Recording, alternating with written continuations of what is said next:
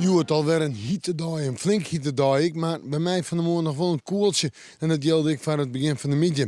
Maar die wien is wel onregelmatig. Hè? En die wien is ik het zwiere punt van het scootjesiel. Ik van de komende dagen.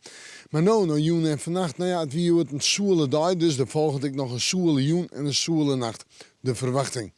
Joen is het nog warm. Ik denk zo'n 24, 28 of 29 graden. En dat om een uur wacht in. Vannacht, ik warmte. Zo'n zonnetje en 19 graden. En we hebben vannacht bewolking, maar ik opklarings. En de wind die is zwak of matig. En die komt u terug tussen eerst en west.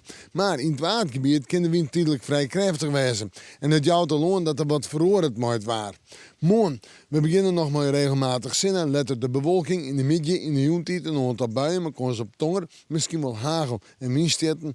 En dat geldt dan de meest stevige buien van verder het loon steeds maar in het oosten, zuiden, zuidoosten, midden van de provincie. Het noordelijke pad had wat minder stevige buien, krijgt als in het waardgebied.